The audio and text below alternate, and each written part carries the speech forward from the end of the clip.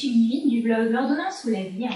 Et aujourd'hui, j'ai l'honneur d'être en compagnie du docteur Laurent Schwartz, qui est cancérologue à l'Assistance publique de Paris et avec qui nous allons discuter de la parution de son prochain ouvrage qui porte un titre relativement audacieux et qui s'appelle « Cancer, guérir tous les malades ». Donc, docteur Schwartz, bonjour. Bonjour. Alors, dans votre livre, on va tout de suite attaquer le vif du sujet.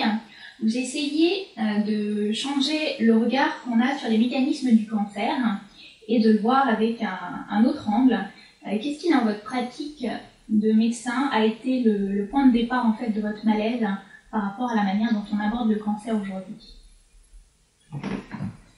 Il y a une vingtaine d'années, j'étais le premier membre du Sérail en France à écrire et à publier les limites des traitements contre le cancer par chimiothérapie.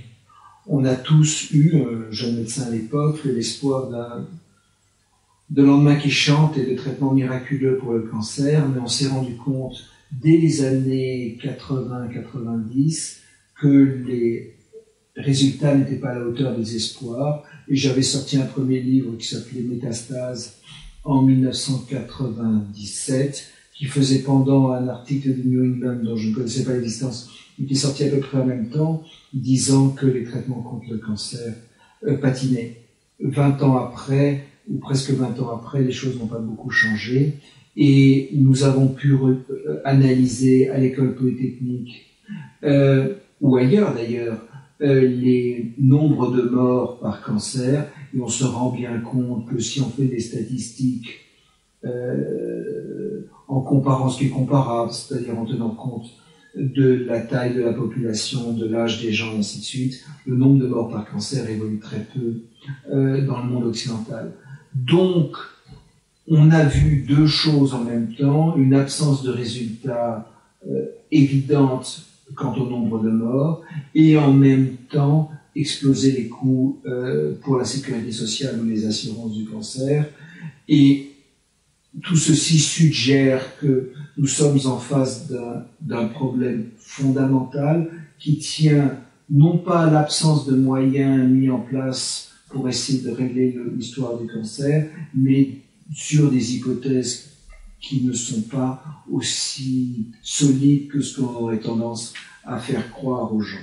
D'accord. Et donc, dans votre livre, justement, vous annoncez un chiffre plutôt inquiétant. Enfin, moi, en tant que jeune médecin, ça m'inquiète beaucoup. Vous dites qu'en 50 ans, la diminution de mortalité par cancer a baissé de 5%. C'est terrifiant comme chiffre. Alors, ce ne sont que des chiffres pour les adultes. Ça, c'est ce que nous, on a trouvé dans le monde occidental.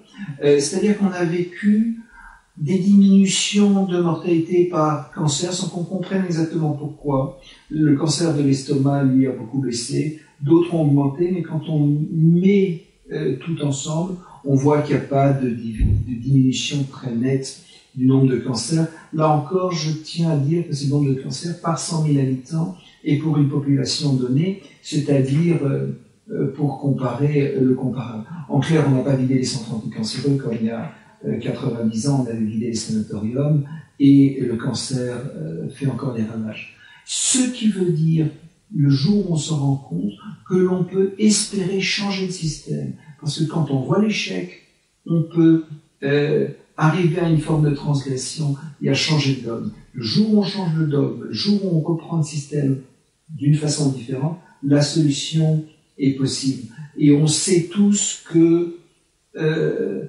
une révolution est possible dans le monde politique, mais aussi dans le monde médical. C'est ce que je disais à Ludivine. Quand on lit l'excellent livre des Frères Lumière, alors, il y avait deux Frères Lumière qui avaient donc inventé le cinéma et la télévision dans les années 1895. L'un des deux était un grand spécialiste de la tuberculose. Et il écrit un livre sur la tuberculose en 1946 où tout y est comme le cancer.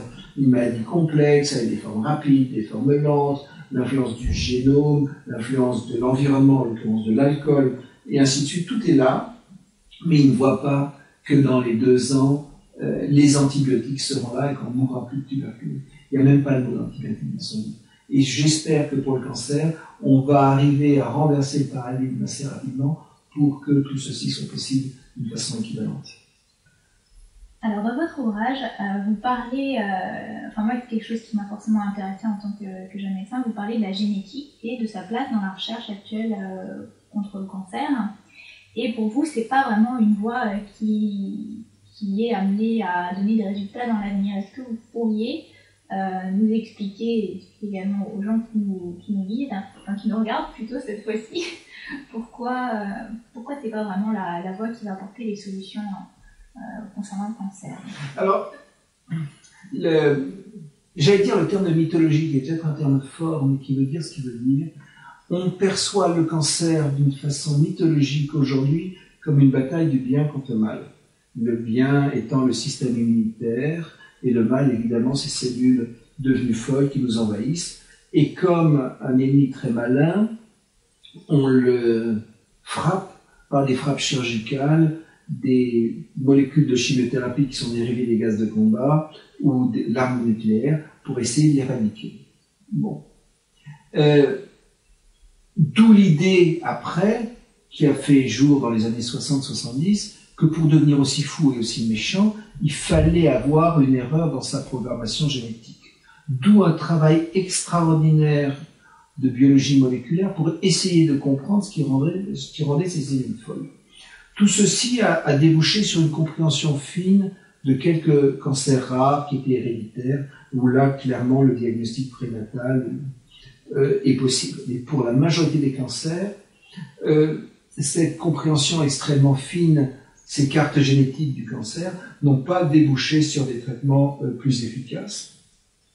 En grande partie, à mon avis, parce que la clé du cancer n'est pas là. J'habite Paris et le vendredi soir, quand je vais de temps en temps chez des amis, il y a des embouteillages. De comprendre les détails du moteur à explosion, des soupapes et ce genre de choses n'apportera pas forcément une compréhension extrêmement fine de ces embouteillages. On s'est trompé d'échelle, on est rentré beaucoup trop bas dans le détail. Les gènes sont évidemment importants, mais probablement ils ne sont pas la clé centrale du cancer. D'accord. Donc en fait, s'intéresser à la génétique dans les cancers, c'est en gros rester sur les détails. Et il faudrait plutôt prendre une vision autre. Et donc c'est là où vous proposez quelque chose de tout à fait novateur par rapport à l'approche qui est entre autres enseignée à la faculté de médecine. Non, mais le génome est important, ça a ses limites. Les gènes sont anormaux dans les cancers, c'est clair. Qu'il soit la cause ou la conséquence, il se passe autre chose qui dérègle les gènes, c'est les changements du métabolisme. Quand vous prenez une spore, quand vous la mettez au froid, elle va sporuler, le génome va changer complètement, et il va y avoir, parce qu'il n'y a rien à manger, un changement du métabolisme.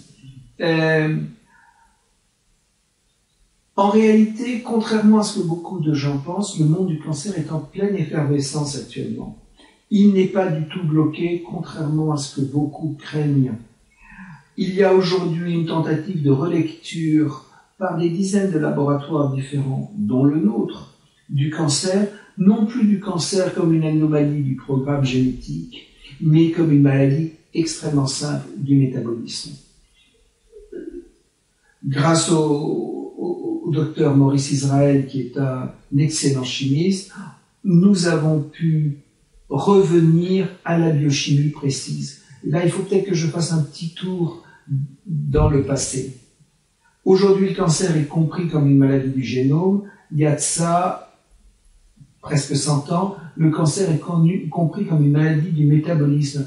La cellule capte du sucre et n'arrive pas à le digérer. Ça, c'est l'école allemande, c'est les années 1920.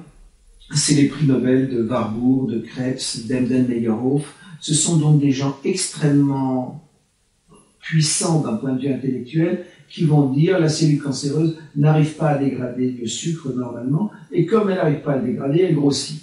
Alors, ça vaudra donc à ces Allemands, comme je vous le disais, le prix Nobel, enfin des prix Nobel, et ça sera le dogme de l'époque.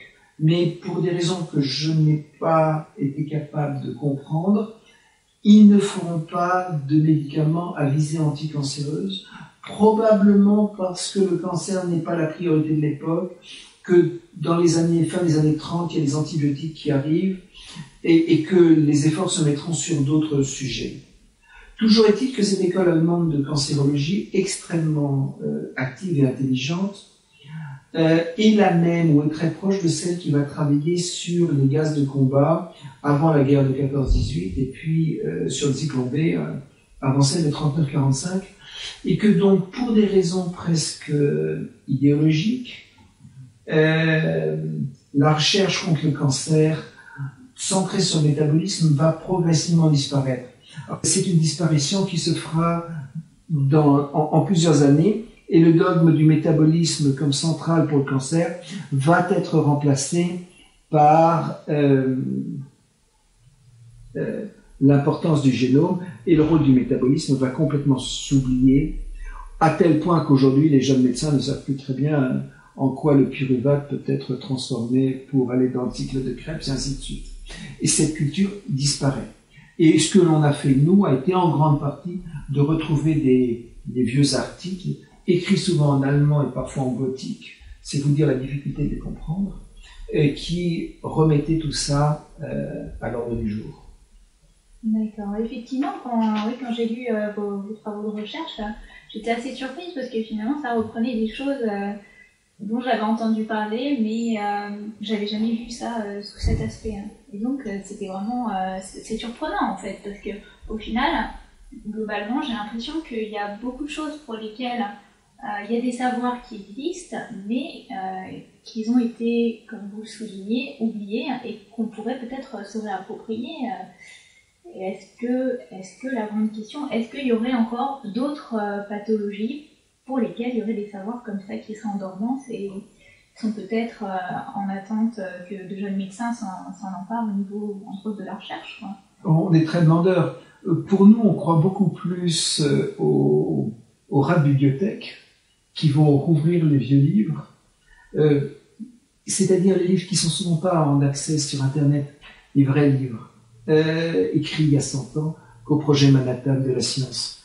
Dès que vous en êtes à dépenser des milliards pour essayer de guérir une maladie, vous faites fausse route. Tout est forcément simple. Le cancer est présent chez tous les animaux, depuis les méduses jusqu'à évidemment à l'être humain. C'est une maladie essentiellement liée au vieillissement. L'inflammation en fait toujours le lit, que ce soit l'inflammation au tabac ou à l'alcool ou n'importe quoi d'autre.